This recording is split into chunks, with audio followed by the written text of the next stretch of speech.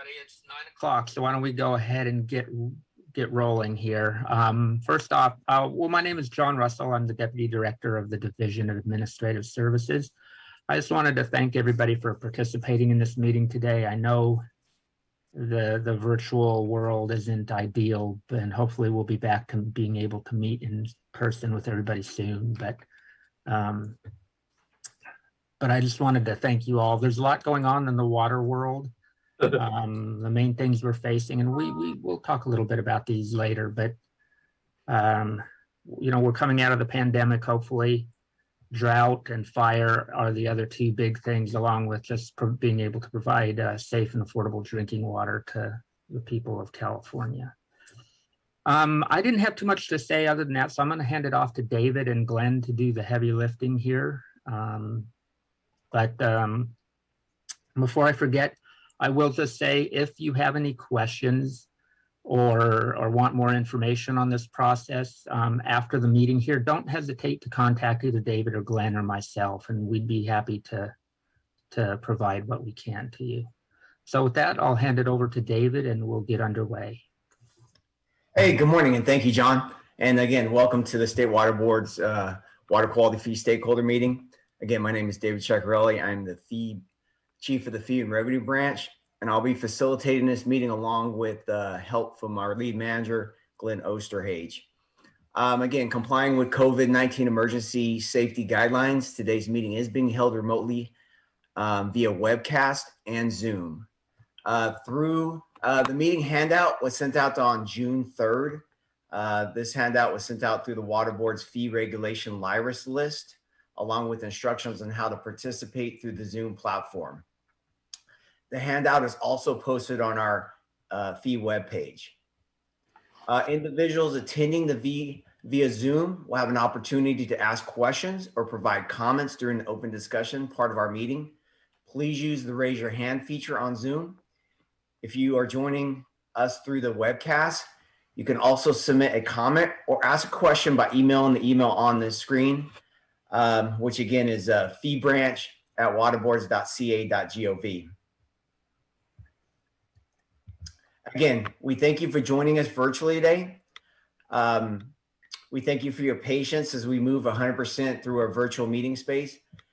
And we're trying to do our best to ensure everyone can participate in an effective way. So let's go over just some meeting guidelines. Remember, please use the handouts that were sent to you via email.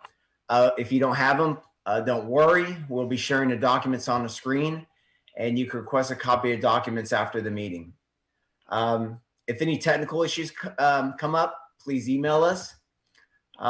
Please mute yourself when you're not speaking. And remember, you can submit comments and questions through the event by sending them to, again, the email address that's on the agenda. So with that said, let me just quickly go over the agenda here, and then I'll toss it over to Glenn Osterhage, and then we can go ahead and get started here.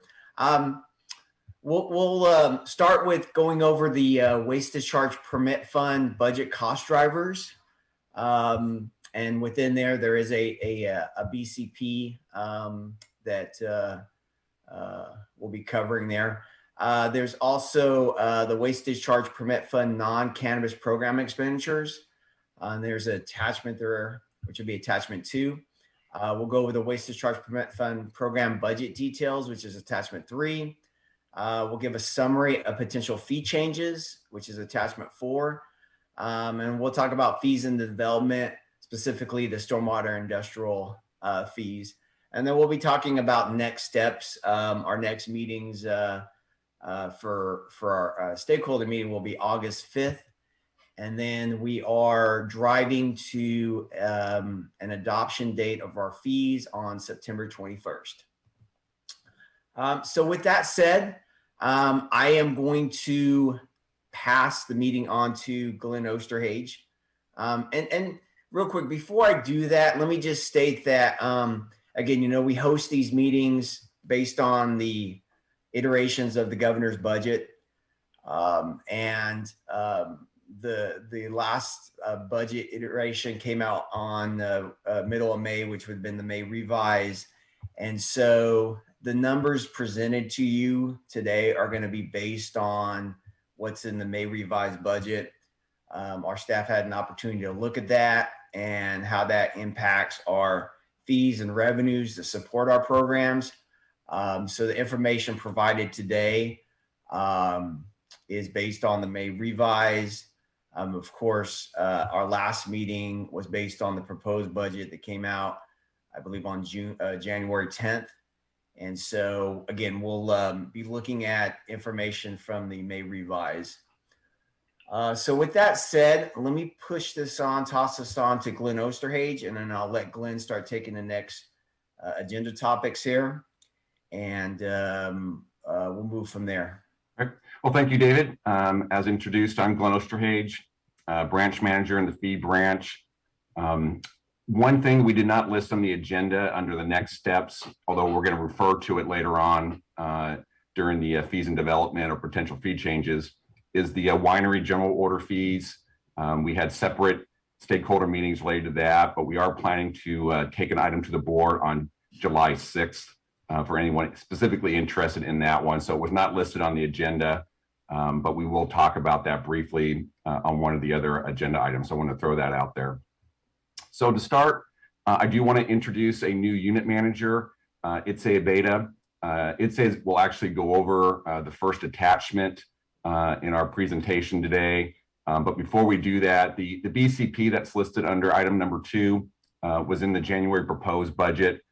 It's specific just to the stormwater program. So we're not going to go into any detail on that unless we get any specific questions on that. And before handing it off to Itse, as a reminder that David indicated, if you have questions, especially those on the webcast, submit your emails.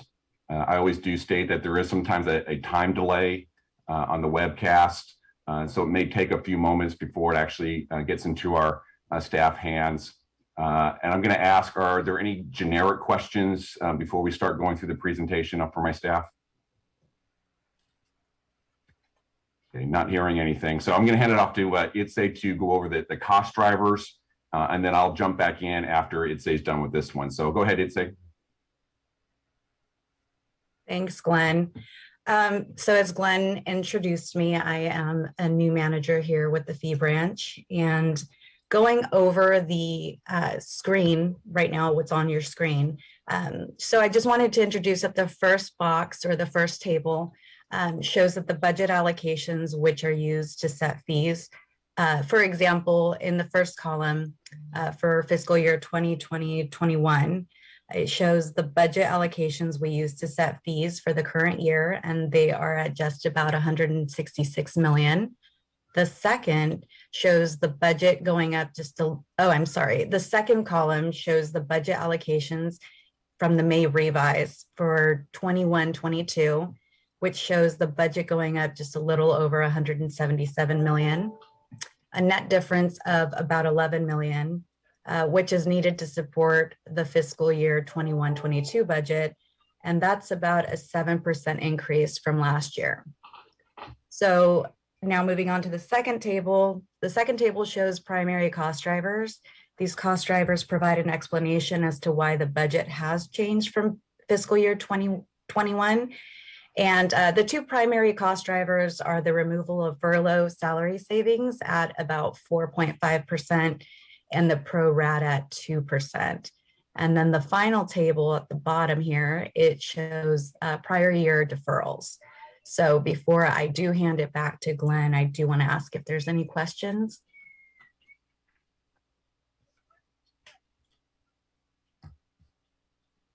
All right, back to you, Glenn. Hey, Sarah, are you going to pop in there, Sarah? I was just going to say there are no email questions at this time. Okay. So just to finalize up before we go to the next slide, this information presented here, I believe is the exact same information we had our last water quality fee stakeholder meeting in February. The May revise didn't change any of our analysis on here. One of the requests that we did get from various stakeholders is to give a little more information on some of the details of what's driving these cost changes. So if we can go down to the next slide, please. So this was an attempt And it starts getting a little odd because we start talking about what was coming over from the current year and then what's also in the budget. But we're trying to reflect of that fee change that we're looking to propose, what is essentially a carryover from prior year. And that's the first two lines in the table. And that's represented in the blue on the pie chart. So it's the foundational and the program and indirect costs. Those are the normal costs that are in the program every year. On the table, we have listed 4 primary drivers for what's being added to. This is for non-cannabis fee payers, which was the question from February. The removal of the furloughs, we went over that when I say this time last year, but last year when we adopted fees in September, we had anticipated that the furloughs would remain in place for 2 years based off of recommendations, I believe, from the governor and the Department of Finance. It looks like the state's revenues are sufficient enough that they don't need to have the second year of furloughs. But all of our fee projections last year anticipated those furloughs carrying into a second year. So those costs are being put back into the fund. The second one down is the result of the fact that we mentioned on the cannabis program. Is a program that we basically have a number of positions that have been held vacant. And as a result of that, we made a decision to, in essence, make the cannabis program a smaller program temporarily in line with our projected revenues. So those that have been around in our fee meetings know that we have what we call our foundational programs, redirected costs. That's the TMDL, basin planning, swamp and gamma type of activities. So with cannabis becoming a smaller program, the proportional share of those items or costs get spread across all the other programs within the WDPF. So it's roughly about a 3% net impact to the other fee programs with, I'll use the term right sizing cannabis to be in line with our revenue projections. And Bob, we'll get you in just a moment, Bob, because I knew you were going to have some questions here. And then the pro rata, which we mentioned before, is a cost that comes through every year. And then we have a small program adjustment that's very minimal. So one of the questions that always comes up before we have Bob Gore jump in with his questions is making sure that non-cannabis programs are not paying for cannabis workload. So we made that commitment, and even in this data, program staff specific to cannabis is only being funded by revenue from the program enrollees. It's just the, want to call it the overhead, the redirected or foundational costs are being readjusted to reflect the fact that the cannabis is a smaller program. Smaller program proportionally takes a smaller percentage of those other costs that are being spread out. So with that, I know, Bob, you have your hand up. I hope I addressed one of your questions that you sent to me, Bob. And then the other one was looking at some of the cost drivers, but we hope we covered. But go ahead, Bob, we'll hand it over to you right now. Thank you, Glenn. The difference between pro rata and foundation is the difference between administrative and program. That is, pro rata is personnel shared and overhead. Foundation is what you just said, TMDL, swamp, gamma. Yeah, so in general, and David can jump in because he usually handles this one, pro rata is other state costs, Department of Finance, State Controller's Office, those types of costs that we share a part of their expenditures. And then go ahead, David, you popped in there. I'll let you go ahead and take that over. Yeah, Glenn is correct. And Bob, I think you're correct there on the same line. Each year, our department gets a pro rata number, of course, that supports all the different central services throughout the state. And you're right, some of them just top of my head are Department of Finance, controllers, treasurer's office, technology departments throughout the state, things like that. And I believe this year the number was around $23 million pro rata. And I believe the year before it was a little over 21 million. So it went up about $2 million. So again, when other state agencies costs go up, our cost, our pro rata share goes up. And then so that's being spread out to all of our different funds. And as Glenn mentioned this year, you know, we're looking at that pro rata adjustment there and then covering that cost. Okay, when you say pro rata went from 21 to 23 million, that's just for the water quality fund? No, I'm sorry. That's for the whole state water board. That's what I thought. Okay. Yeah. So that's for the whole state water board. And then if you look at the majority of all of our funds, we spread that pro rata out to all of our funds. And then all of our fee funded programs that we talk about, there's a share pro rata that we is allocated to each of the funds. Okay. Last question in this segment on cannabis. In 2012, as we all know, there was a program realignment based upon mainly ILRP being kind of spread out among the other categories. And it was intended to put ILRP costs back in their silo. Well, you know where I'm headed, and we'll be taking my clients this to the board.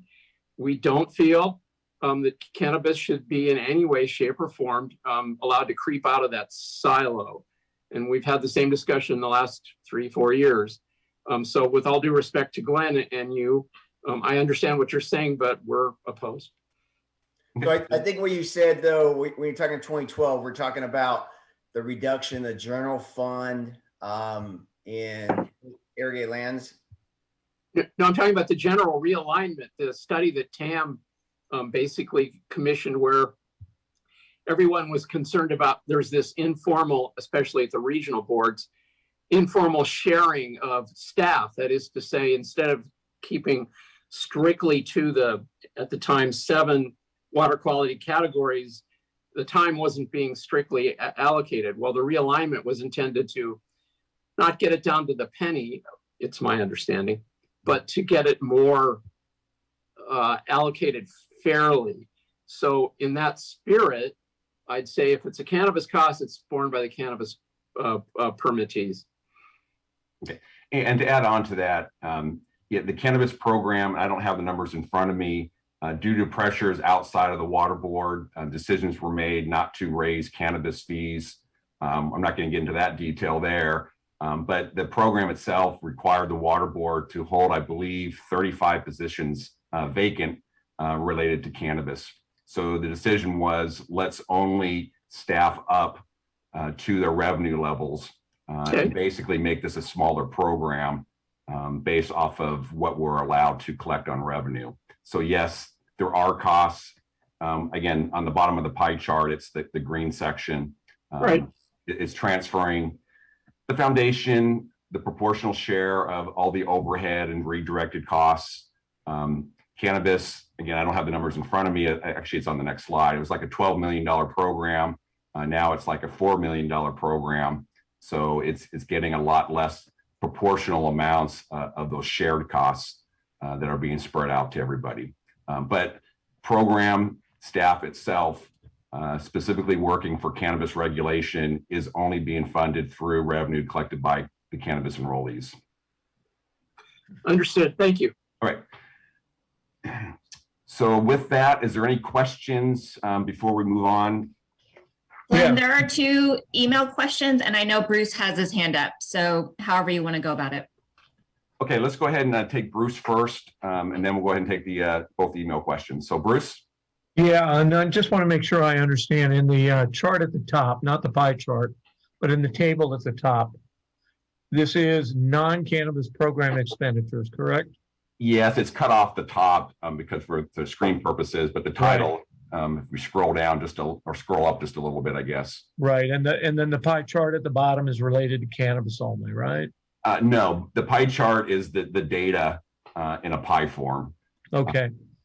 Well, So- my question is, you know, after the blank row, right, where it says new removal of furlough savings, 4.5%, right? Yep. So the removal of the furlough savings is because there is a budget surplus, right? I don't know how they're actually terming it at the Department of Finance, but the negotiation last year is anticipated 2 years of all staff taking 2 furlough days a month.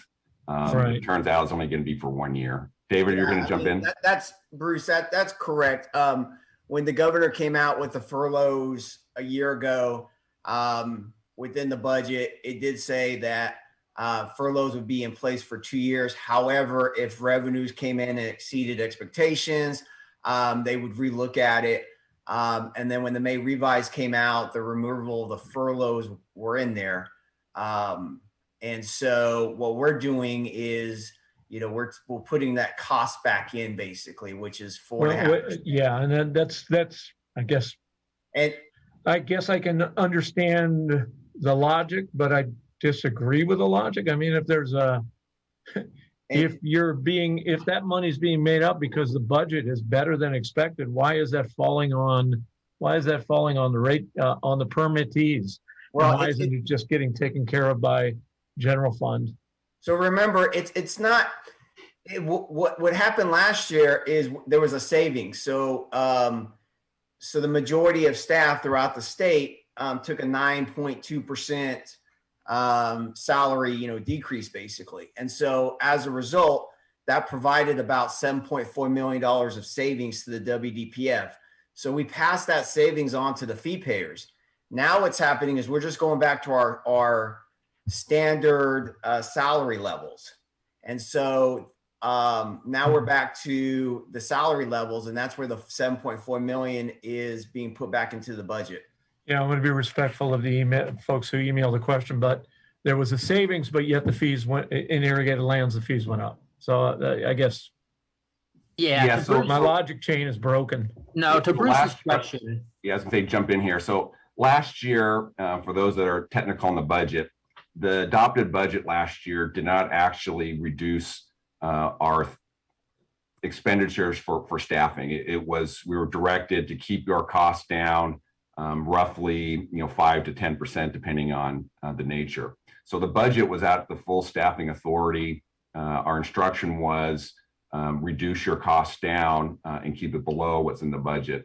So when we did our analysis and set fees last year, we also had a number of BCPs that, to be honest with you, we had anticipated would not be included in the adopted budget, but they were. So costs went up last year, even though salary expenditures went down because of some approved BCPs that was spread across most programs. Some were targeted to 1 or 2 programs.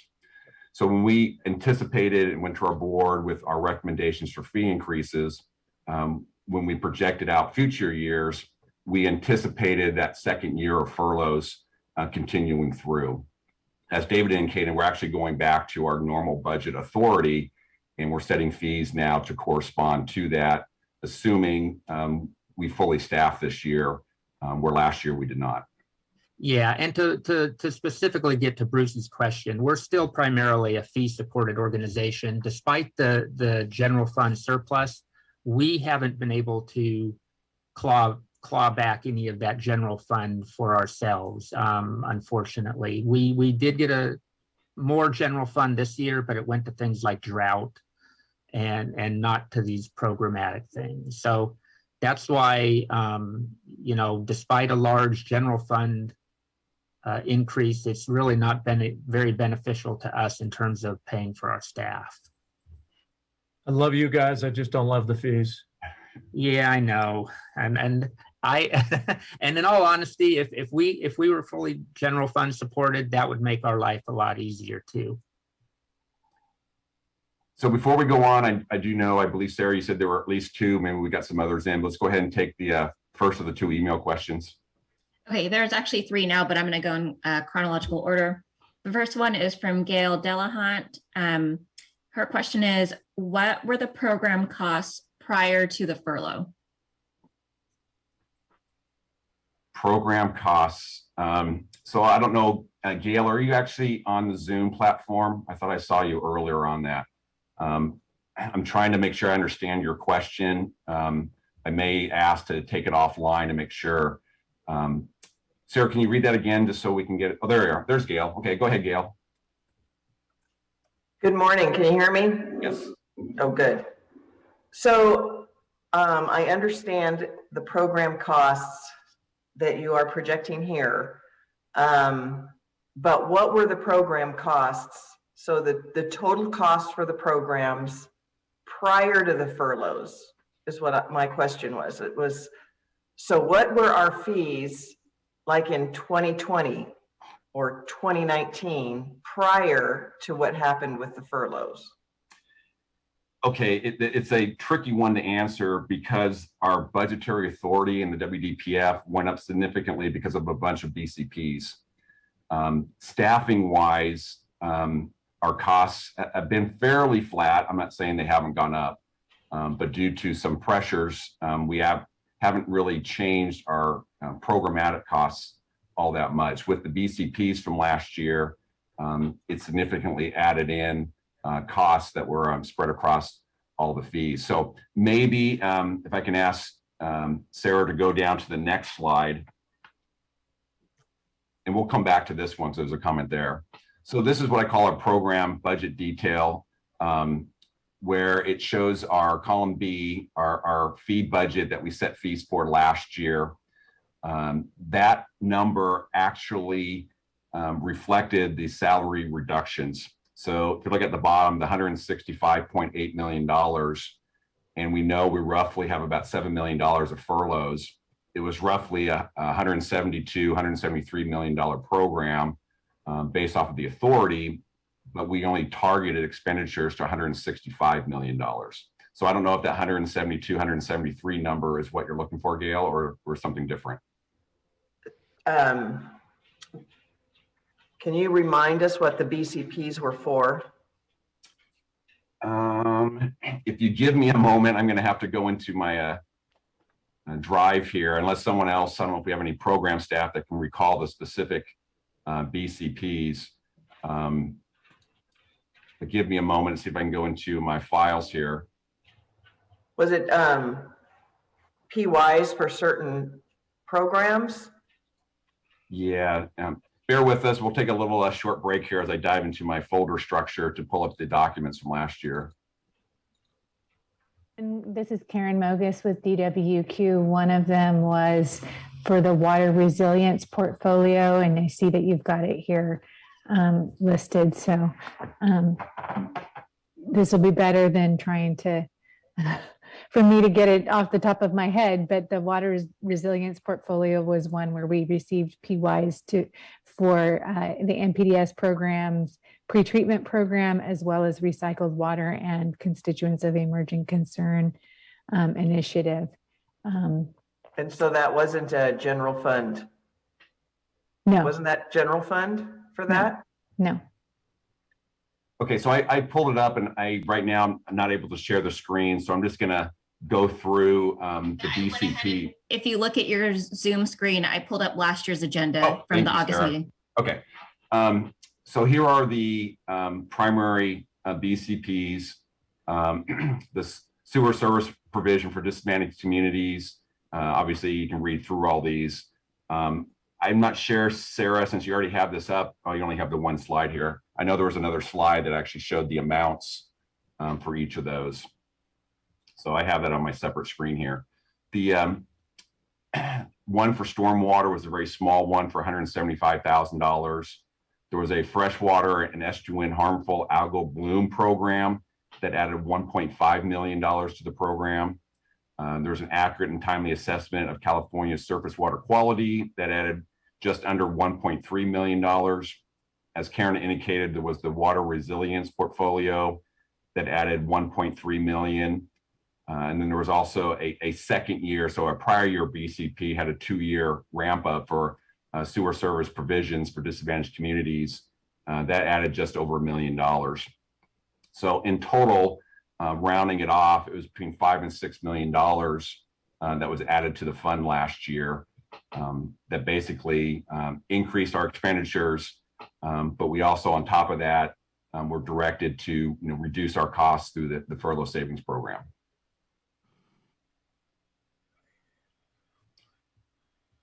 Oh, looks like it was brought up here on the. Let me know when you want me to go back to today's agenda. Okay, so Gail, since we have you on the line, I'm not sure if we're actually getting to answer your question or if we're kind of going down the wrong trail here. No, this is This is good. My thought was that I would look up at the BCPs and wonder why it wasn't general fund, especially for the water resilience portfolio. Gail? Yes, Bob. It's Bob. I'm sorry to intrude, but last year, budget year, I took all those fee-based BCPs to the budget sub chairs. In the assembly, we were refused any input. They just went right over us, to be blunt. In the Senate, we were heard, but again, it went out of the committee, I think on a 2-to-1 vote. So we did try to have these offset by general fund, but the legislature declined to cooperate. Okay. And then last year, if you recall, the projection was that general fund would be down, very, very down. Right. That projection didn't turn out to be accurate at all, and we actually ended up with the huge surplus that we have this year. So last year they were very, very hesitant to fund anything with general fund, and that is typically what we do when we go to finance when we're developing these BCPs. I think our first ask is always to have some of these be general fund instead of fees, because a lot of them are a statewide benefit and there is no really direct link to programs sometimes. Right. And sometimes we're successful and usually not, though, to tell you the truth. Yeah. And this is the point of the cost of compliance program we started, is to have conversations with staff. Ideally, they'll be candid and bring these up ahead of time before they reach BCP status. And we can perhaps find a way to reduce the proposed cost by the stakeholders actually assisting, or B, then we can coordinate and go to the legislature and ask that this be a general fund. Okay, Gail, have we answered your questions before we move on? Yes, thank you so much, Glenn. All right, thank you, Gail. Sarah, next email question, please. Yes, James Hausner from the California Marine Affairs and Navigation Conference. So the fiscal year 2021 continuation program indirect, I'm going to scroll back up to that table. Yep. And fiscal year 2021 continuation foundation, are those annual costs that the fees have to cover each and every year into the future? Yes, so in short, we're, as I think the term is a zero-based budget. So every year it just carries over from the prior year. Some BCPs are limited term, so they might be in there for 2 years or 3 years, and then that funding drops off. Most of them are until, I guess, rescinded or removed. But we have I don't know if it's this program, but I know we had one, and maybe it's on the next slide, that shows a removal of a small amount of costing. But yes, the costs that we have this year, most likely all of it is going to carry over into next year. But occasionally there is some funding that does expire. It tends to be smaller and infrequent, but it does happen. Okay, last email question for right now from Debbie Webster. If the cannabis program is saving on positions not being filled, do they see all the savings, including some of the overhead? So they are based off of what we're staffing, and we're going to staff at the projected revenue level. They are taking their proportional share off of the, I'm trying to think of the best term. So our targeted staffing level, they will get the proportional share of all the indirect, redirect, foundational costs. So again, if we go down to the next slide, Sarah. So the very bottom section of the table is the cannabis. So I said 12 million. So it's actually, with all of its redirection costs, it was roughly about a $16.7 million program that has all their foundational, indirect, and all their carryover costs. But we did not fund the program or staff the program to that level. This past year, the revenue is reflected in column E of roughly 4.6. We only staffed to the revenue projection from last year. The rest of the positions were held vacant. The board made the decision to hold positions open for a year and then to reassess this year how they're going to staff those programs. The intent of Cannabis is they do have if we're allowed to increase some fees this year, and we're going to go into that slide a little bit later, it will generate a little extra revenue that will draw in their proportional share of costs along with that revenue stream. So I don't know, Debbie, if that actually answered your question. If you're on the line, you can speak up. If you have just email, you can follow back up as needed.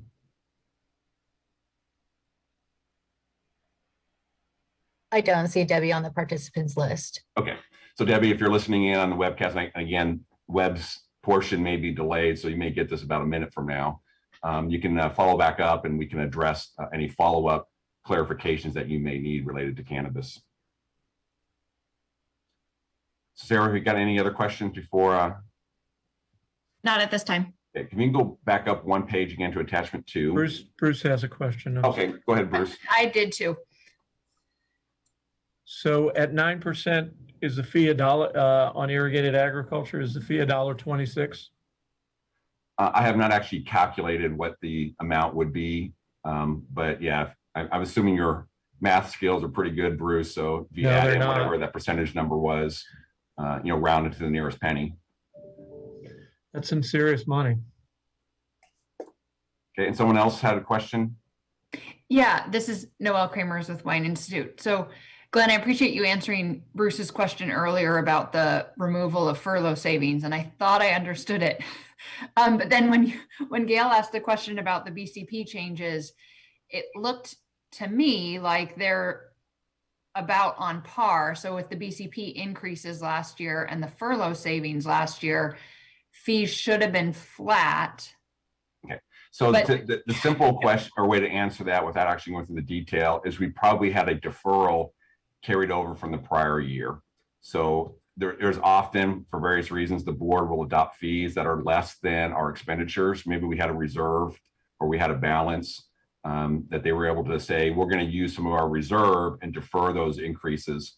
So most likely, again, without going back to the details, we had a carryover from the prior year.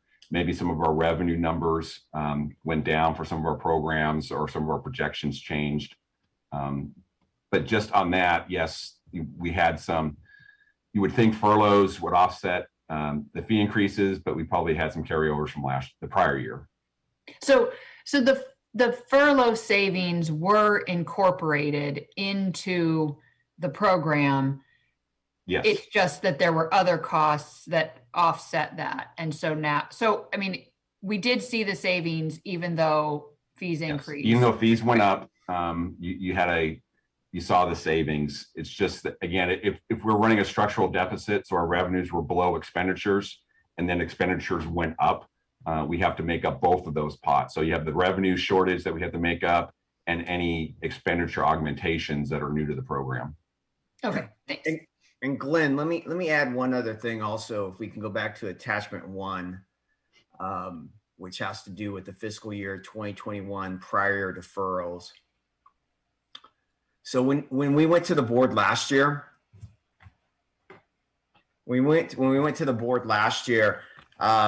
we had several different options that we presented to the board. Of course, one option was to adjust our fees to cover our whole budget.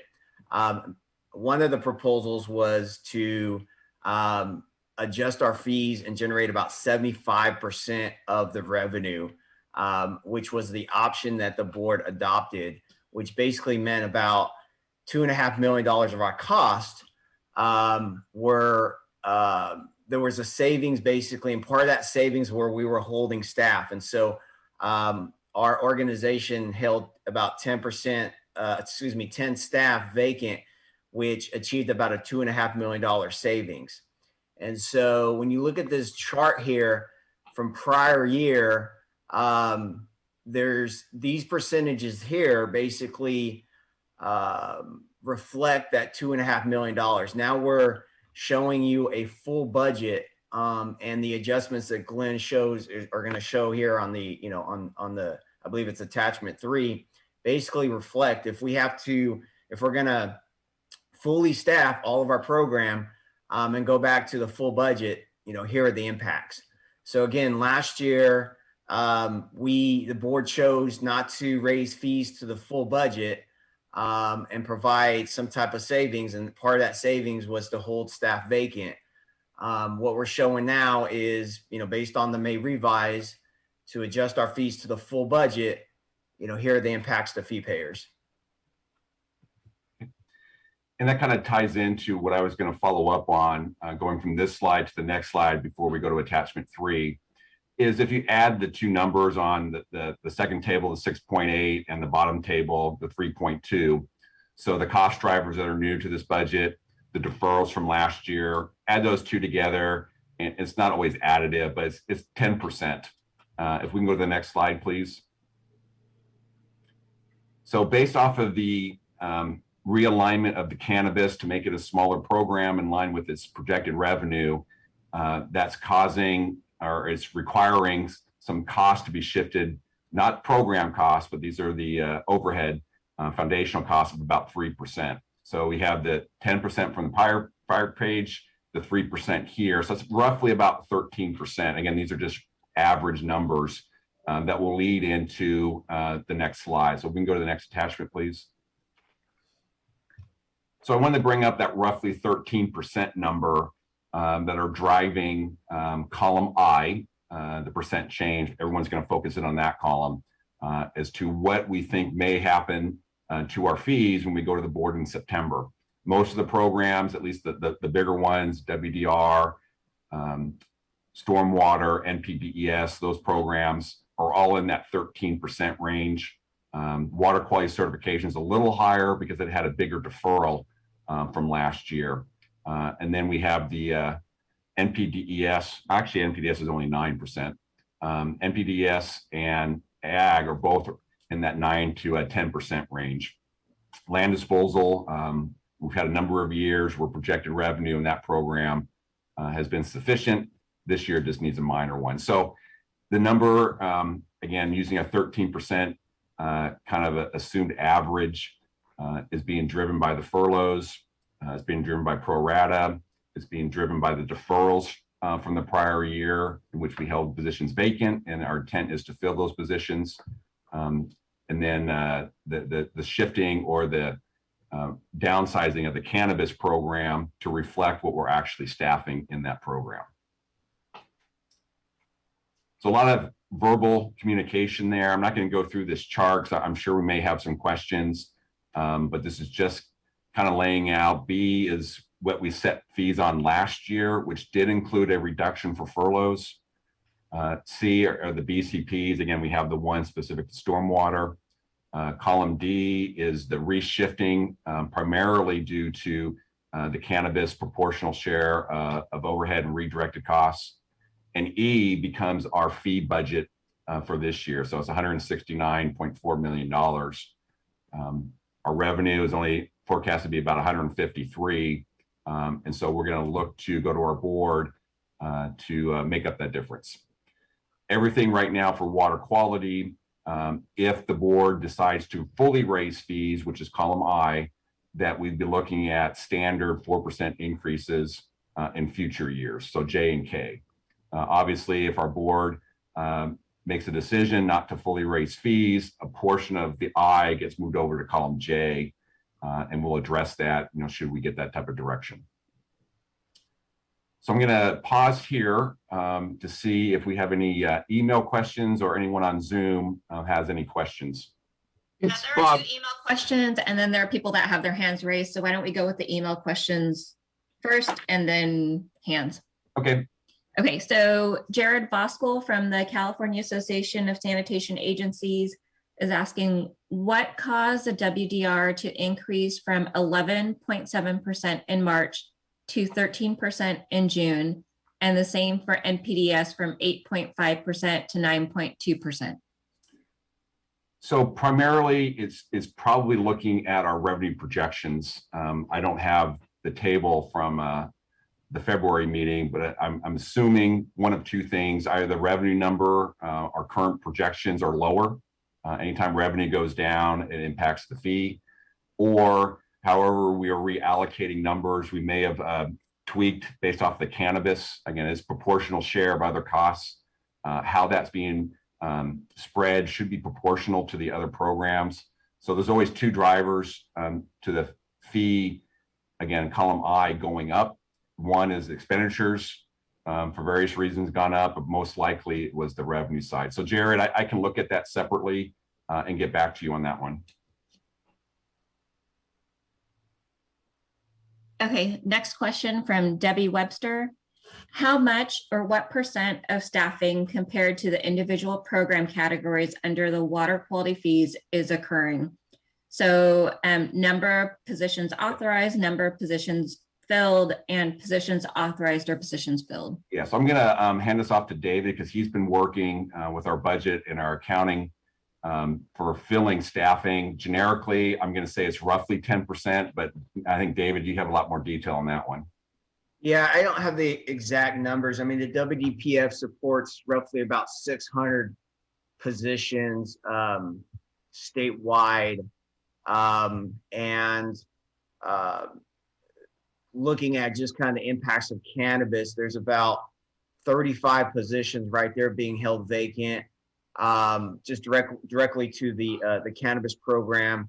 And then their share of foundational programs related to the cannabis program was 20. So you have 55 there. And then as the board made a decision not to fully fund the WDPF last year and hold another 10 positions. So there's roughly about 65 positions that are what I would say are being forced into savings right now. And of course, we're looking at, of course, ways of trying to, bring those positions back on and help support them. So with that, it is roughly probably about 10% or so that are being held vacant right now. Okay, so Sarah, any other questions before we go to, we got, I see 3 individuals with their hands up, but any other email questions? Those were the 2 that I had, but why don't you do the raised hands, and then when you're done with those 3, we'll come back. There's 2 more email questions, just to take them in order. Okay, so we'll go with the new person raising their hand. So Perry, we haven't heard from you yet, so we'll let you jump in here first. And you're on mute, Perry.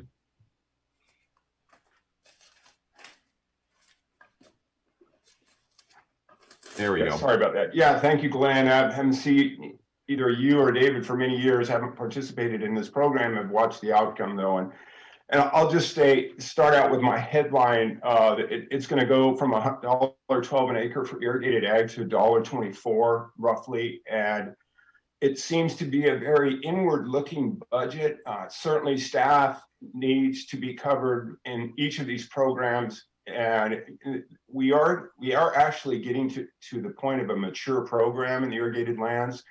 The big changes in 2012 and 2018 are pretty much implemented from a staff standpoint. So they're really reading a lot of reports. They're not having to develop as many new programs as they were.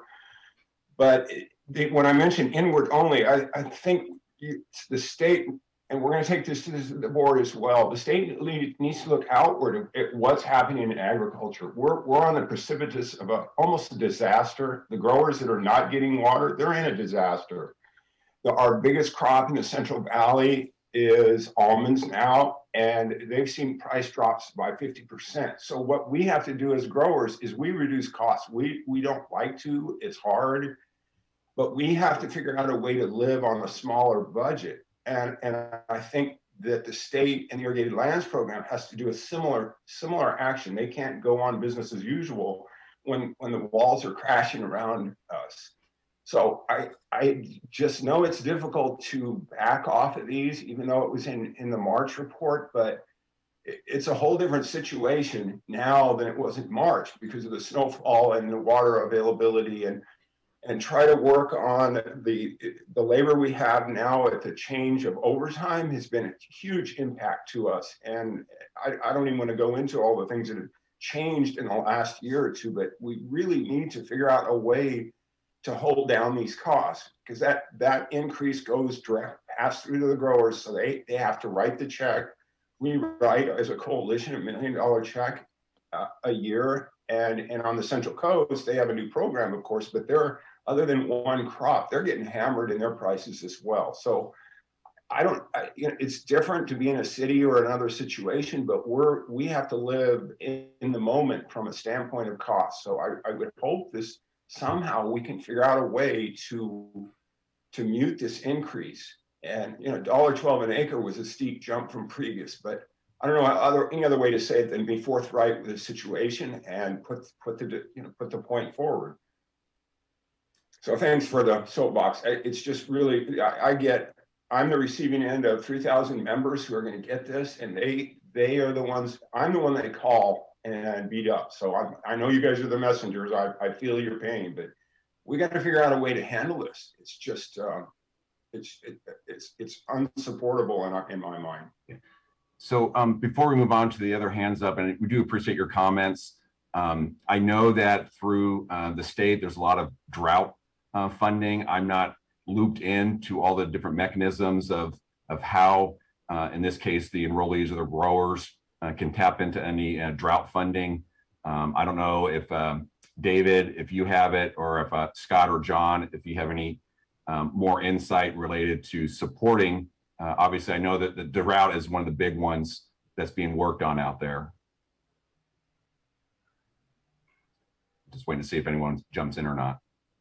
Yeah, there is drought funding, or we got a little bit of augmentation for general fund, mainly for drought funding, but again, it's mainly for internal staff use. I'm not aware of any grant programs that we have other than, you know, through the safe drinking water type of stuff.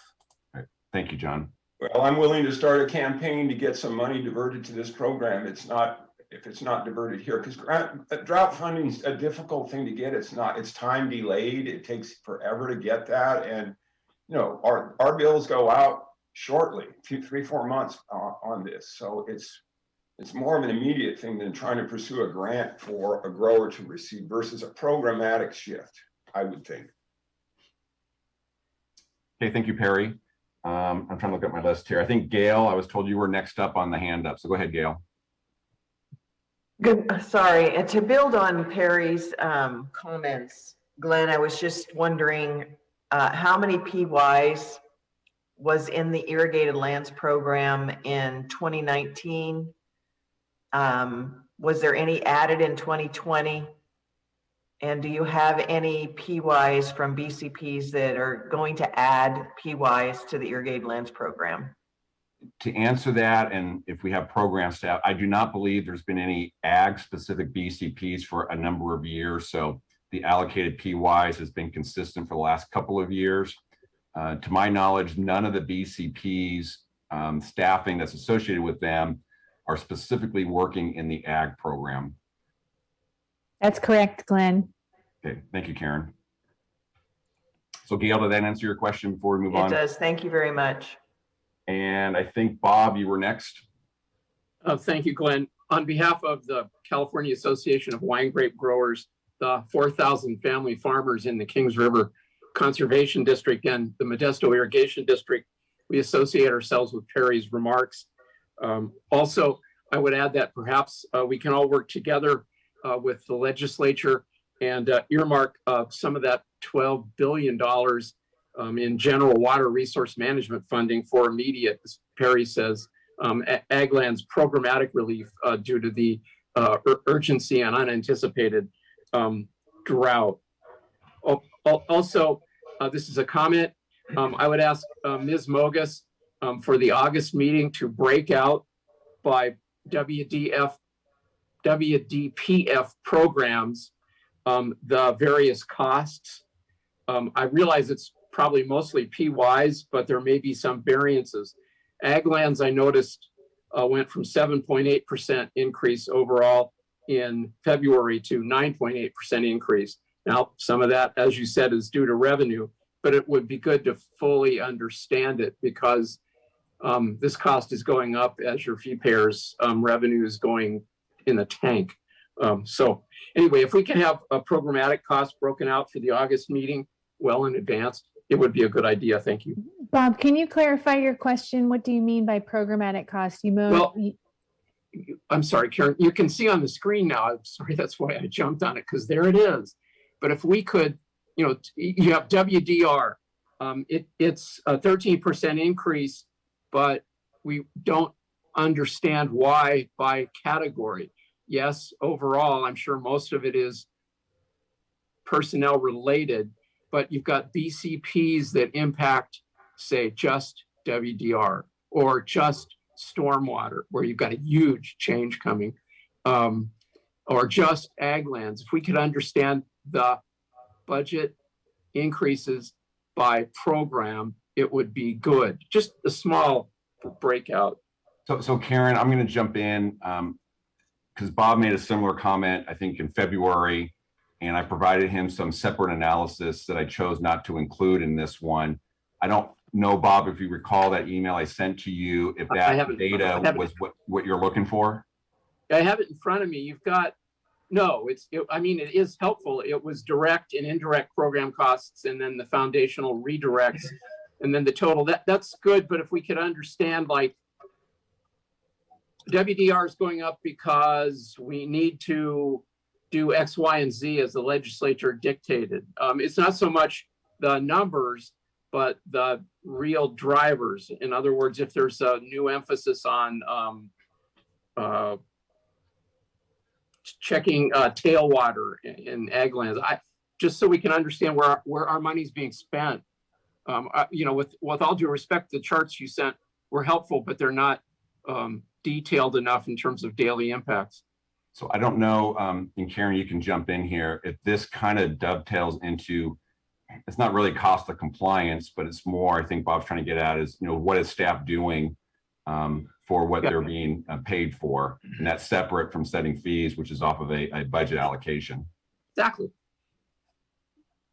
Oh, yeah. Karen. I'll suggest that we link up to the performance report. That's how historically we have identified what's being done in each program and the targets and the workload. Great, but again, the performance report is difficult to find, hard to interpret. If you could, with all due respect, again, provide us with a custom briefing, as in, okay, for WDR, this is where the money goes. Nothing extensive, but or maybe just excerpt the proper categories from the program, from the performance report. I don't always find that very helpful, to be honest. Okay, we'll see what we can come up with, and maybe touch bases with you before the August meeting to make sure that we're hitting the mark. Thank you. And I'm going to broach a topic I was told to stay away from, but we're still waiting for year-end accounting reports. So we are limited in some of our actuals that we're reporting. The intent, or my hope, was we would have had it in time for this meeting. I'm hoping, I'm always an optimist, that we'll have it in time for the August meeting. But at some point, we'll finally get our actuals trued up. Everything we do here in setting fees is off a budget number, but actually showing what was our actual expenditures, how close that was the budget, and our actual revenues. And we're still lagging on being able to present any of that information. I'm going to tell Keely on you. Yeah. So I think the only other hand up, oh, Bob, are you done before we move on to Bruce again? Yes, thank you. Okay, go ahead, Bruce.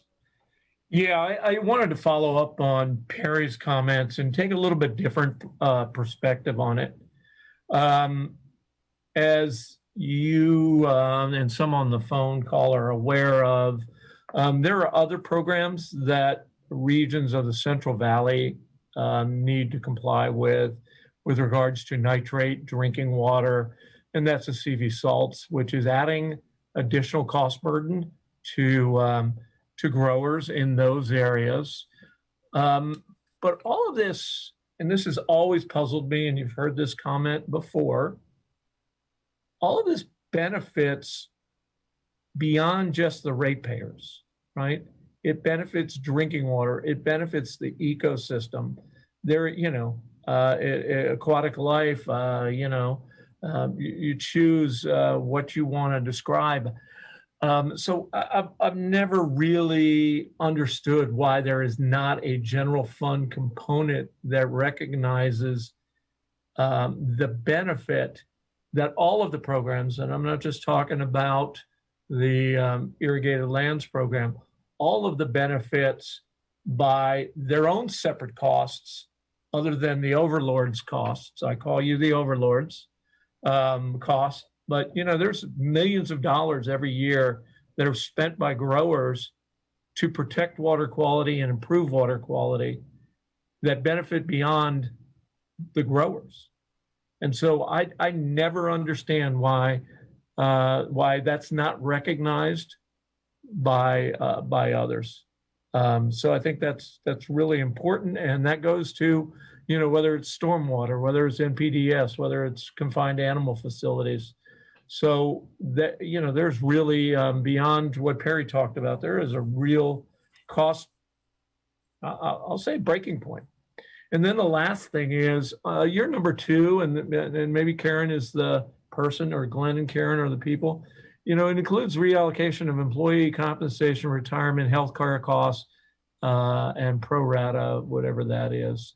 I know that the governor has been working and has had for at least 3 budget cycles now to pay down the structural deficit related to employee costs, benefits, retirement benefits, and things like that. So I'm wondering if there isn't some other source of funding for the employees now that will be working well beyond the time that Glenn retires to cover those costs, or if the governor's recognition of the structural deficit in the retirement shouldn't be reducing that. So there's a couple things, but one, there ought to be some general fund money in here, because the permittees are benefiting the environment, the ecosystem, the folks who rely on good quality water for drinking water. So that's my Perry Clausen rant 2.0. Okay, thank you, Bruce. So I think, as John had indicated before, if there is general fund provided for any program within the WDPF or the program in general, yes, that could offset costs going forward. Right now, obviously, we have to set fees based off what the legislature is proposing or the governor's proposing, and what we assume will be adopted here next month on the budget. So yeah, we're kind of stuck on my end here on having to make sure we address what's actually in the budget, the conversations and negotiations on other funding sources, hopefully are ongoing outside of this, and maybe next year, the year after, there might be some allocations for that. Just for the record, I'm not involved in any of those conversations, so I don't know if John or David, if you have any further comments before we move on. No, just other than to reiterate that as we develop these BCPs, that typically is our first question, is what's going to pay for the BCP, and in general, we look to general fund first, but that's a hard row to hoe. And Glenn, I know program isn't here, and the universe is shrinking on the regions of the state that don't have an irrigated lands program. But for years, those who've had it have been overpaying, right? Mine. The question is, I know it's many years, right? Yeah, we have 2 regions that have what I'll call, somewhat significant number of acres, because their regions do not have any orders in place. It's the North Coast Region 1 and Region 6 of Lahontan, I think, are the 2 regions that we have to wait for those regions to put something into place to start enrolling activities in their regions. Yeah. So I know, I don't know if Brianna, I know she's aware of it, but our hands are tied until the regions decide that they want to move forward with getting those enrollments in place.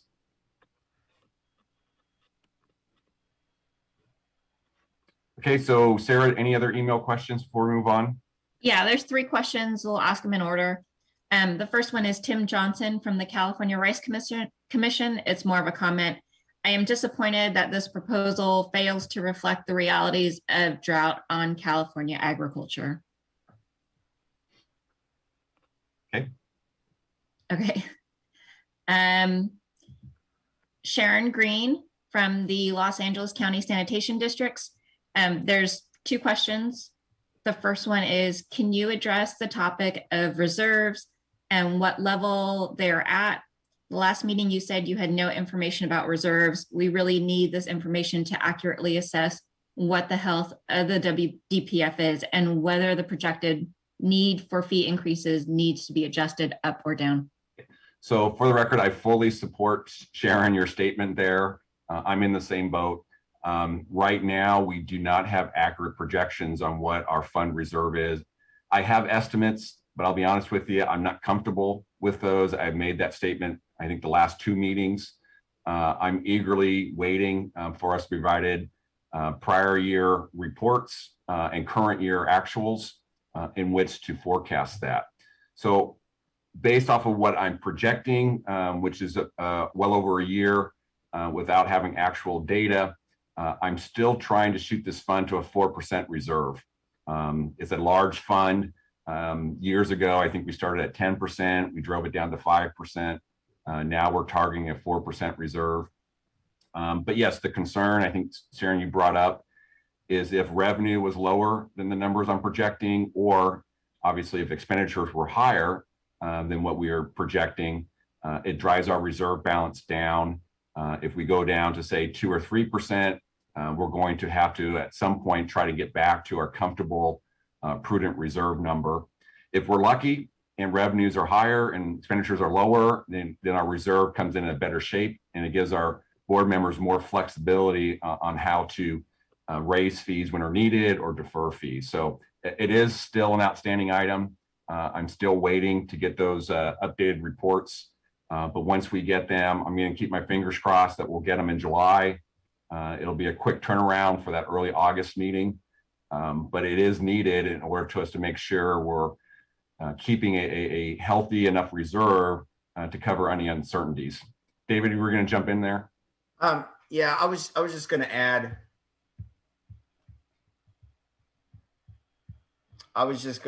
That staff is working on trying to get those reports for us. It's in a collaboration with the Department of Finance. So our staff is working with the Department of Finance to get reports for us. As Glenn mentioned, as all know, we moved to a different system several years ago, and there are some reports that are definitely needed, that need to be created and things like that. And it's something that's not done internally. It's through the Department of Finance and working with them. So we're working closely with them. And again, as soon as we could get those, then we'll be able to then do an evaluation of what the fund reserve looks like. Okay. Next question, Sarah. Yeah, Sharon's second question is regarding attachment 3. Are there any more BCPs? There's one posted on DOF's website for approximately $600,000 entitled Federally Designated National Pollutant Discharge Elimination System, Commercial, Industrial, and Institutional Stormwater Permitting Program. Is that accounted for? There are 11 altogether on DOF's website. Are any others relying on WDPF? Oh, I was just going to jump in and say, I mean, the only one right now that's for the WDPF is the one that's posted here for the $951,000 for stormwater. The others are either federal funded or have impacts to our other funds. I know there's one that's going to be affected for our drinking water program. That's the Water Resilience BCP. And I'm just going to jump in. I'm only aware of the one that's shown on the screen. The other one that you mentioned, I think you said it was indicated for the NPDES program. It was not provided to me as being part of the May revised budget. If it's something that may get added in on the final budget, I am not currently aware of that at the moment. That's just me personally. Someone else may be aware of it. John? Yeah, no, there are no other BCPs or May revisions or anything right now that we're aware of. Everything has been passed by both houses of the legislature and that we know of. I was going to save it to later, but I'll just say it briefly right now. If you're a fan of the budget detail and go in and look at our budget, you'll probably notice that our overall budget increased by about 3 times, and we got about $2.5 billion in federal funds. And I know the question is, well, why can't some of that go to support fee payers? But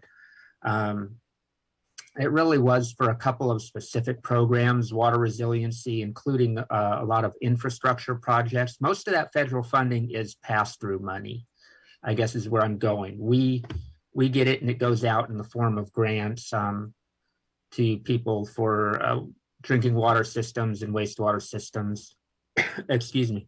And then we got about $1 billion in for an arrearages program to help pay down debt that water systems have incurred by ratepayers being unable to pay their water bills due to the pandemic. So it is a lot of state assistance. It goes out to the people of California, but it very little of it is for our own internal use. And then if you look at the budget too, there were a lot of placeholder things that the legislature passed. They gave us the money, but then they had language in there that said, we'll work out the details of specific proposals between the Assembly and the Senate and the administration at a later date this summer, particularly with the federal funding, the ARPA money that we're getting. I thank you, John. Okay, Sarah, next question. The next two are comments. The first one is from Sarah Lopez of the Central Coast Water Quality Preservation, Inc. She said, I'd like to second Perry Klassen's comments about the ag industry's current need to reduce costs in order to stay afloat, and add that we expect the water boards to realize some efficiencies over time and with ongoing experience, not simply increase each year because inflation or because cost of doing business. Okay, thank you, Sarah. Okay, the next one, and the last email question for right now is also a comment from Rob Neenan from the California League of Food Producers. And he says, similar to other comments you have received, the WDR program is relatively mature and a review of long-term staff levels is warranted. Okay, thank you, Bob. Any others come in, Sarah, while you were reading those? None right now. Okay, anybody on Zoom have any questions before we move on? Okay, so Sarah, if we can go back up to the agenda before we move on, I'll just make sure we're covering what we've gone over so far. So we've obviously gone over agenda items 2 in pretty much detail. Now we're going to move on to we did item 3, that's the program expenditures. So we'll move on to I think it's going to be item 5. I think we've done item 3, but so we'll go down to the attachment 3 just to make sure we don't have any final questions on that one before we move on. We've kind of been going back and forth. Okay, yeah, so we've been going over this one. A lot of questions on, what is the breakdown of staff workload or staff costs by each program. We've seen a lot of comments, obviously, on the costs that enrollees are bearing, not just related to the water board, but all of their operational costs. It's putting a strain. A lot of comments, obviously, from the ag community, but that applies, I'm going to assume, to all the programs. There's a lot of pressure out there for their requirements. Let's see here. So I'm not going to go into more detail on this one. Let's go down to attachment 4. So we have the next 2 agenda items are kind of together on this slide here. As the note says, these are just some concepts, especially for the stormwater and for the cannabis program. The second page of this attachment has a current proposal for the wineries that we're going to go over. And again, we're going to take an item to the board for adoption on July 6th, but we'll get to that one in just a moment. So we can go back up to page 1. So again, these are concepts. These are ones that we're just kind of putting out there right now, whether or not you have comments now or you want to submit comments later. But in the stormwater program, there's 3 areas we're currently looking at making some changes or some tweaks to. The first one relates to construction permits. Right now, there's a cap on fees up to 150 acres. We're exploring upping the cap on fees to 200 acres for that program. The second one is a notice of non-applicability called a NONA, which we call the no discharge option, implementing a one-time fee of $200 for those. Right now, there is no fee related to the no discharge review, but staff does spend time on that one. So again, it's just a one-time fee, and there's a handful. These are not many of those that go through each year. And then the third one is the no exposure certification. We call it the NEC program. Right now, we're looking at maybe increasing the application fee by $50. And then lowering the annual fee by $75. So we're going to disassociate most of our fees. If you're paying an annual fee, your application and your annual fee will be the same amount. For the NEC program, we're looking, most of the staff workload is associated with the initial application. That's why we want to increase the fee a little bit. And there's less yearly review of those programs. So if we do go forward, we'll go from 150 application and 150 annual fee, and go forward with potential proposal of 200 application and a $75 annual fee. So roughly 4,000, I think, maybe 5,000 current enrollees in the NEC program will see a fee reduction if this goes through. So before I go on to the cannabis program, does anyone specifically have any questions related to stormwater? There is a fourth item that we're not going to move forward this year, but we're thinking about opening up the conversation to next year, and we'll have outreach if it goes there, and that's for the industrial program. Right now, there's just a one size fits all. So regardless of how big your operation is or how big, how many staff you have, it's just a single flat fee. So we may move forward with exploring a tiered structure for that. We're not proposing huge increases on the higher end, but again, just maybe going from roughly a $1,500 fee if you're a large facility, maybe making it $2,000 and making it a little lower for some of the smaller facilities. So again, that's just a concept that we're not going to go into this year, but we may bring it out to some industry specific outreach through the next year. But any questions related to the stormwater? Okay. No email questions. Okay, so we're going to scroll down to the cannabis side. I'm going to pass this over to you, David. David's been more involved on the cannabis since the startup of the program, but we're proposing, or hopefully going to propose to our board members, making a few changes to some cannabis fees. So I'm going to hand it over to David. All right, hey, thanks, Glenn. So it's been about 5 years since the cannabis program came to the board, and we had went ahead and put a fee structure in place. And as the years have gone on, we've kind of determined that some of our areas, there's more workload than originally expected. And some of this had to do with indoor grows.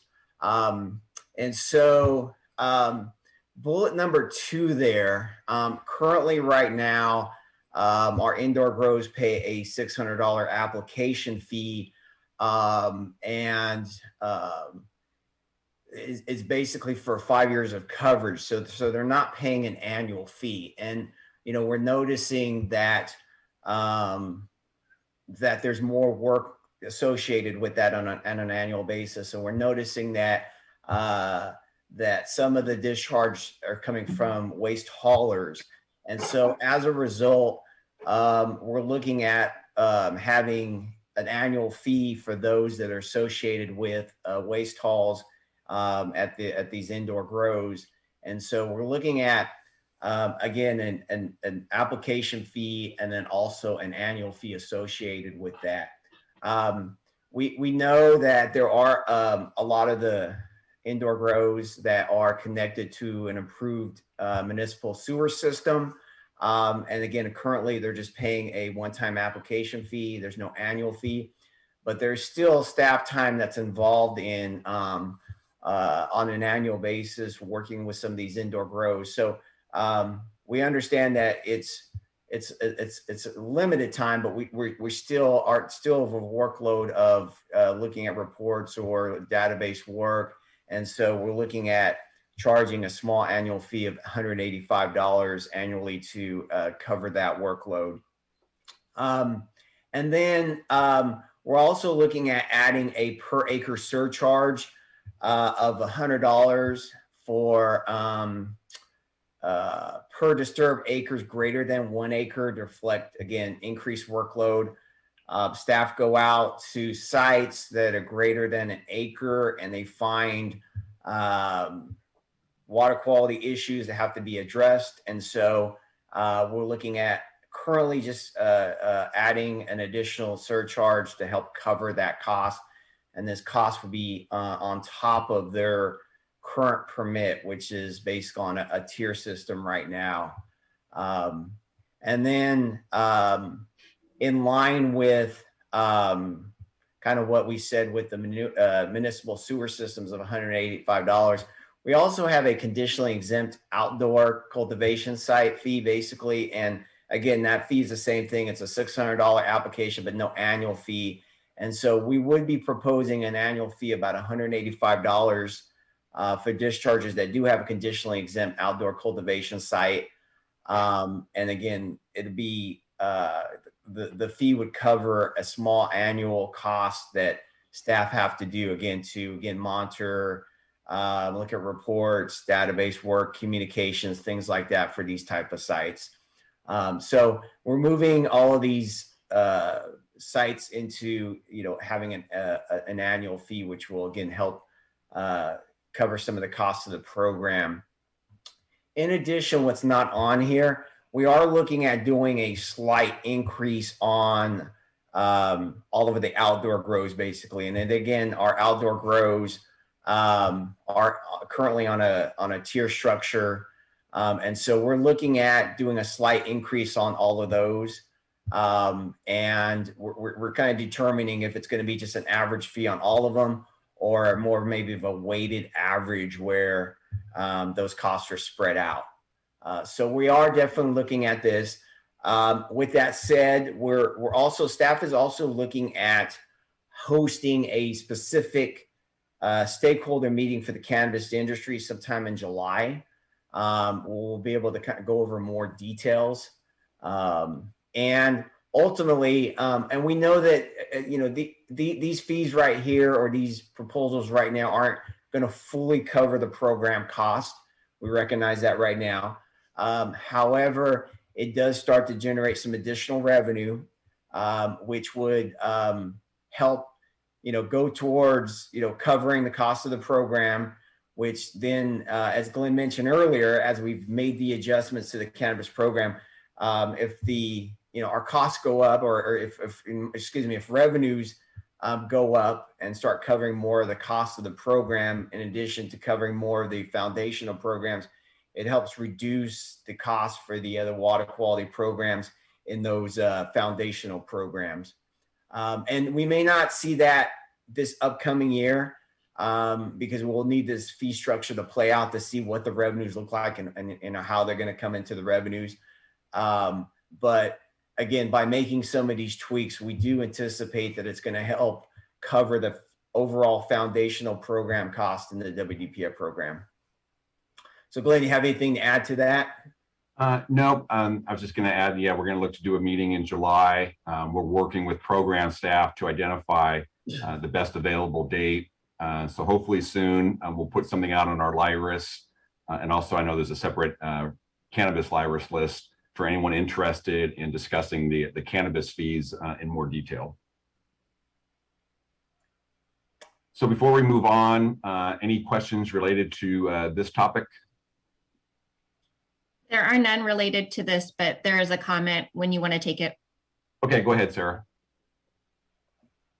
Okay, so it's from Chris at the California Cotton Growers and Ginners Association. I may have gotten that backwards, but I would like to echo the comments made by Bruce, Perry, and Gail and the frustration with the proposed program cost increases.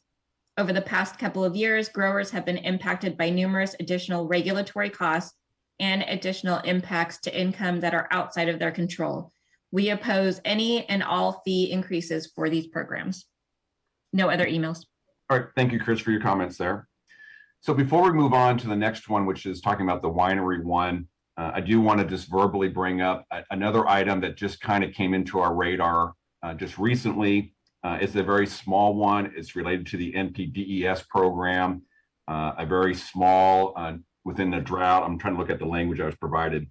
So there's certain activities augmenting stream flows to support aquatic organisms, specifically in drought times. So we're going to look potentially to propose a very small fee.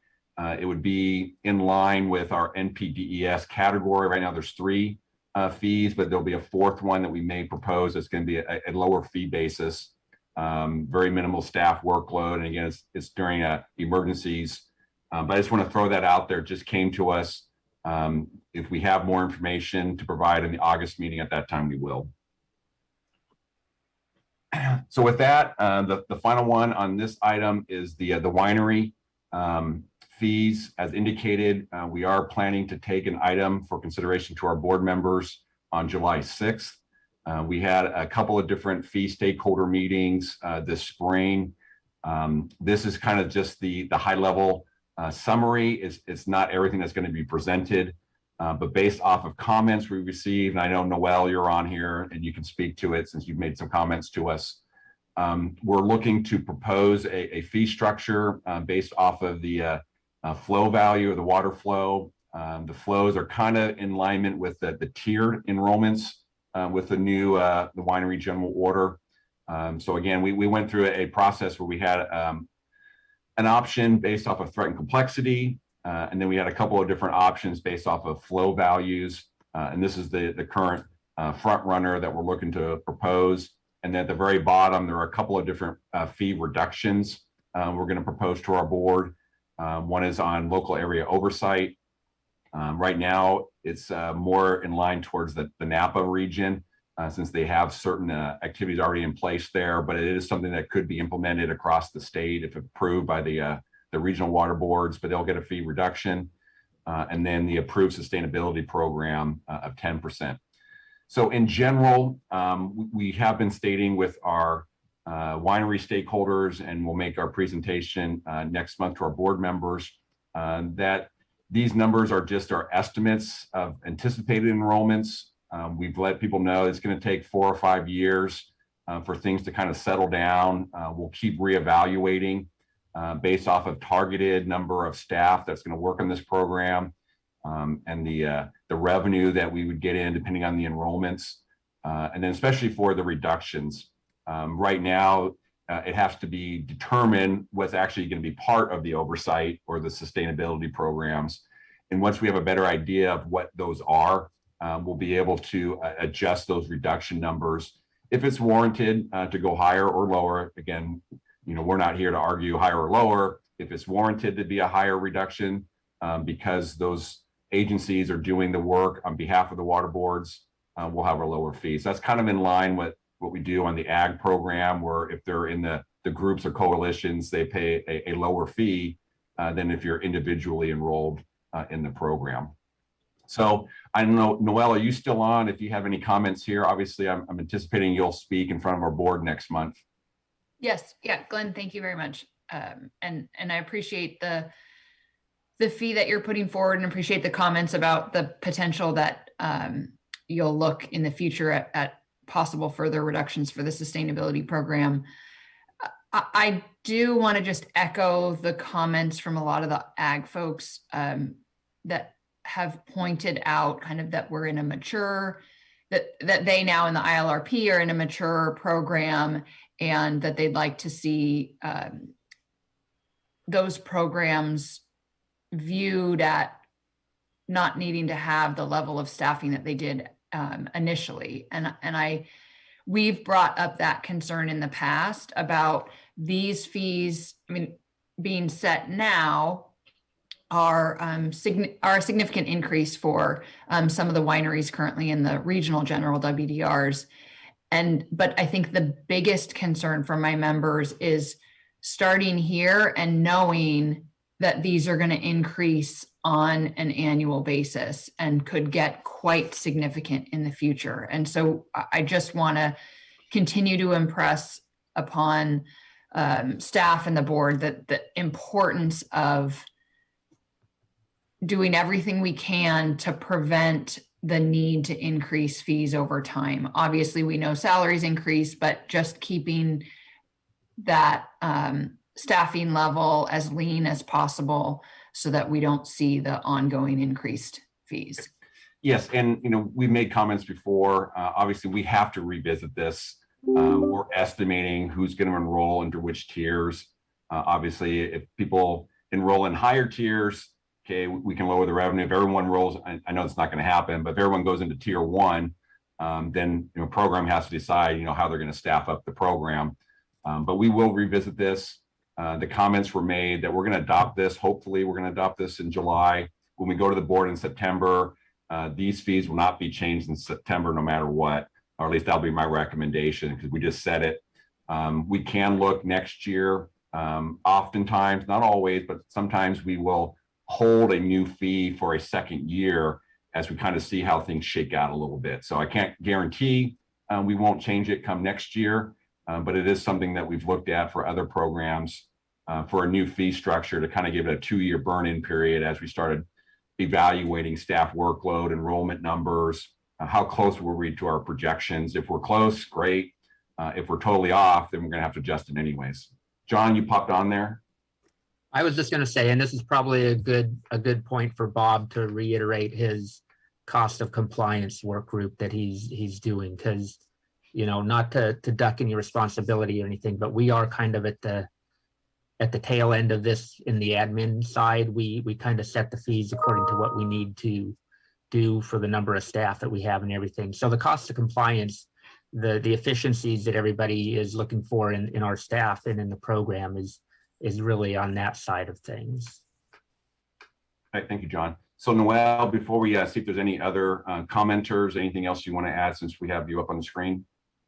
Well, I just want to say thank you for working through this with us. I'm going to take the opportunity, though, also on the local agency oversight piece, that we hope that you'll take a close look at that, because we really foresee the county doing all the work. And so we think the fees should go there rather than making people pay for the county program and then also the state program. So, yes, and I know the regional water board, obviously our region 2, San Francisco Bay, they're committed to reviewing whatever structure comes in place for that oversight. And yes, I'll make the commitment that if it needs to be higher based off of what actually is negotiated and can be handling, yes, we will revisit that. Thank you. Anybody else on Zoom with questions? Or Sarah, do we have any email questions? No email questions. Okay. So Sarah, if you want to go back up to the agenda, I think we've covered all of our main talking points. So we'll wait a moment to get to the agenda. Okay, so we just finished the fees and development. We went over the stormwater. It wasn't listed here, but we had the cannabis, and then we had the winery fees that we plan to take to our board next month. So next steps, there's actually 2 additional ones. I had mentioned, July 6th, we're going to take the winery fees to our board for consideration. As David indicated, for specific to the cannabis fee program, we'll look to set up a meeting in July to go over in more detail, specifically the fees for that program. And then ultimately, we'll have our 3rd and final general water quality fee stakeholder meeting in August.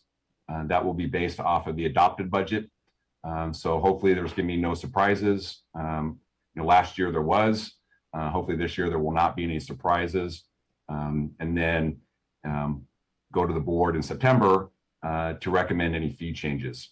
So before I hand it back over to David, we do realize, that anytime that the fees are probably going up more than 3 or 4%, in this case, most programs are in the 10 to 15% range. There is sticker shock. Some of that, or actually most of that, is out of our control.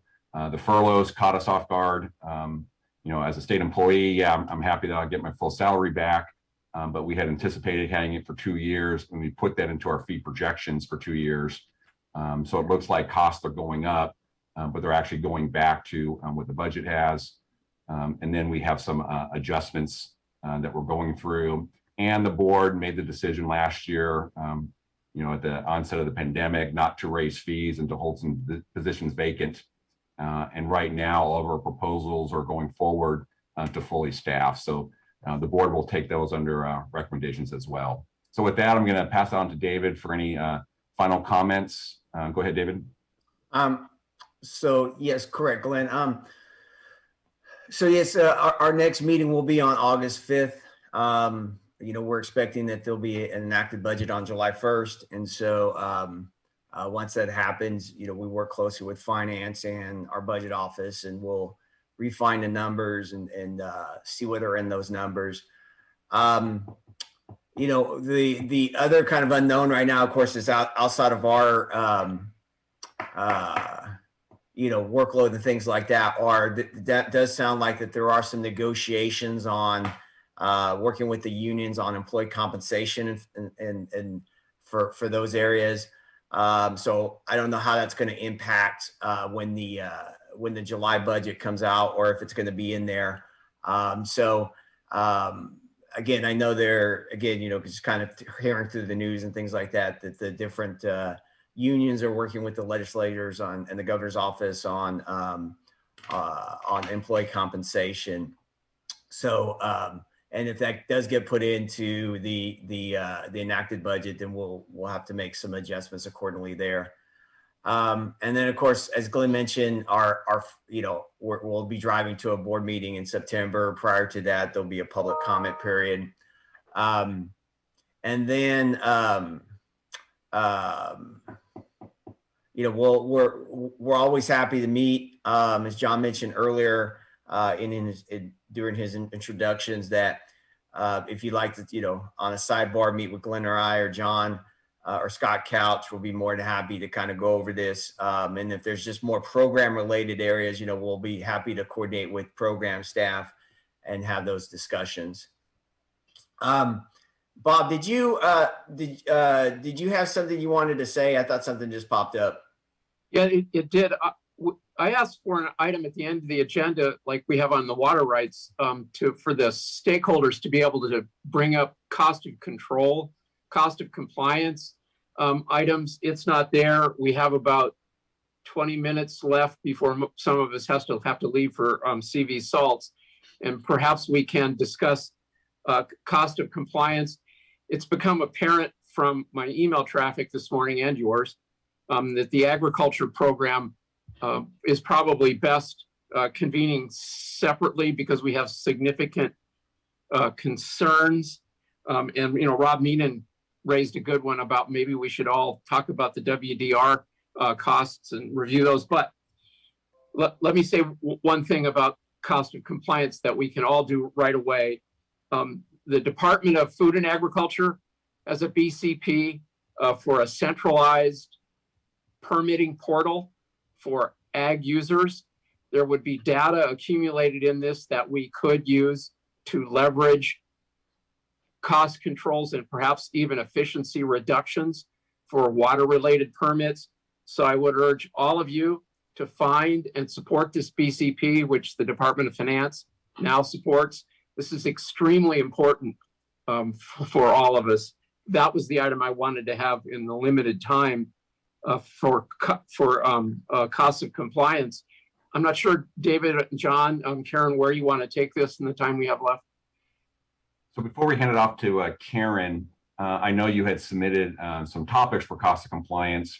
From my recollection, it was more specific to water rights, which is why we have that this afternoon. Right. And water quality one was going to be deferred to later, but I'll let Karen address that, since she's obviously more familiar with the program topic. Yeah, so Bob, I was under the impression we were going to hold a separate cost of compliance discussion on CDFA's portal, so we could be prepared to have a productive discussion with the right people in the room. So my apologies, I misunderstood what you wanted to do. Well, since we're not prepared, Gail and I and Bruce and Rob Neenan, and we'll bring in Danny. We'll set up a separate cost of compliance for agriculture and leave it up to the rest of the sectors to proceed. We'll try to set something up for July. Have that discussion then, Karen. Okay, thank you, Karen. Bob, anything else? No, not at this time. Okay, so before David does any final comments, or John, did you pop on there, John? Yeah, no, I just wanted to say, I think for your next steps part, one of the things that we do before we go to the board in September is we have individual briefings for the board members. And we do try to compile and convey to them the feedback that we received at these stakeholder meetings.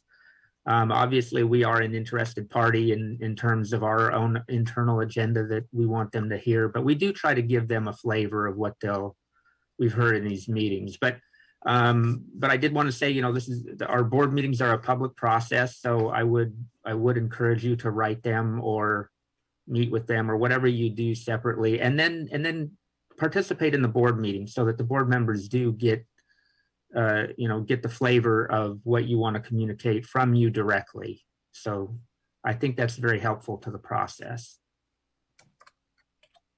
Thank you, John. David, go ahead and finish us off then. Yeah, first, are there any further questions, any emails or any other questions before we conclude here? Questions? Okay. Well, again, I just want to thank everyone for participating in the meeting. I want to thank program staff and Glenn and the fee staff also who participated, and Sarah behind the scenes. So thank everyone for their support. And we'll be meeting again in August. Again, prior to that, please reach out to us.